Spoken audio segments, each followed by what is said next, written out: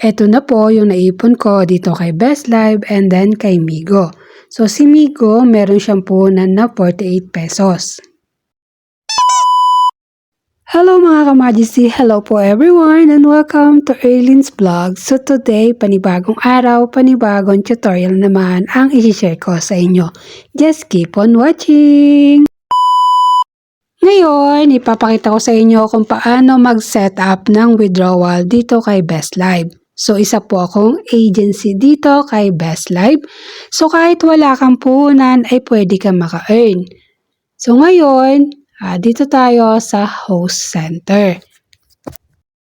Dito kay host center, nakapaloob ang income, ang bank account, and then kapag agency ka, dito rin nakapaloob ang request record, and then team member. Ipakita ko sa inyo mga ka-Majesty ang aking naipon. So meron ako naipon na 18 million, 18.3 million.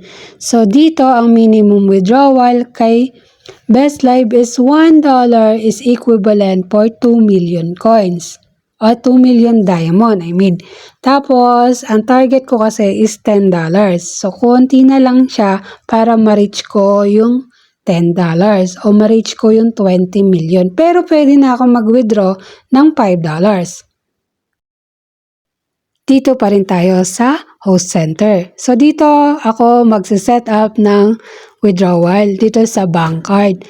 Magkiklik lang tayo ng add payment and then sa category pipili tayo ng GCash, USD or bank account o bank card. So pipiliin ko GCash pero syempre wala tayong GCash kaya makikigamit tayo sa kapatid natin. Dito, kailangan mo ilagay yung card number or GCash number and then payee. Ito yung pangalan ng may-ari ng GCash. So, kung nakikita nyo, GCash niya yung nilagay ko dyan. At yun nga mga ka-Majesty, nakaset up na tayo dito kay Best Live. Iintay na lang natin na umabot sa 20 million yung aking diamond. At dito naman ngayon tayo kay Migo Up. So si Migo po ay may puhunan na 48 pesos o equivalent for 8,000 coins. So kasi dito kay Migo ay kailangan mong mag-recharge to unlock the new host task. Wow! At kung nakikita nyo mga ka-Majesty ay bagong update nga po si Migo. So may mga nadagdag dito sa kanyang mga reward. Kung nakikita nyo nga po itong aking dashboard, meron po siyang betting game, meron po siyang lucky game, mga ganyan, kineme. And then may SBIP pa siya. So kada task ko dito is 500 per 1 hour lang. Pero okay na din yon kasi minimum withdrawal dito is 20,000 diamond is equivalent for $1. Ngayon, balikan natin uli si host center kasi dito tayo magse-set up ng bank account. Pero first, papakita ko muna sa inyo kung ilan yung naipon ko ngayon dito sa Migo Up.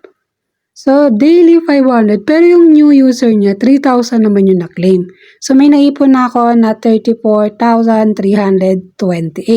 So, intayin ko lang to mag 40,000 para maka-withdraw ako ng $2.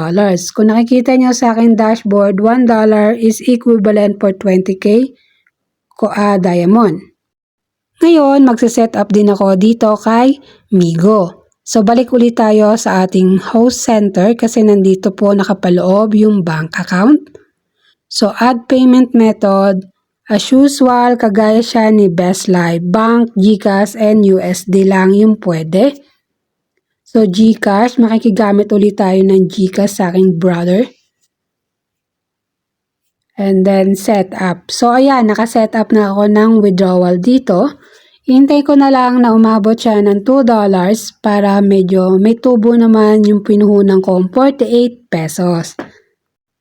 Basta palagi nyo lang tatandaan hanggat may libreng task, gawin ng gawin para just in case na maka-reach nyo yung withdrawal is makapag-withdraw kayo. Sayang din naman yung oras kahit paano. At yun nga ang aking update dito sa aking application. Thank you for watching!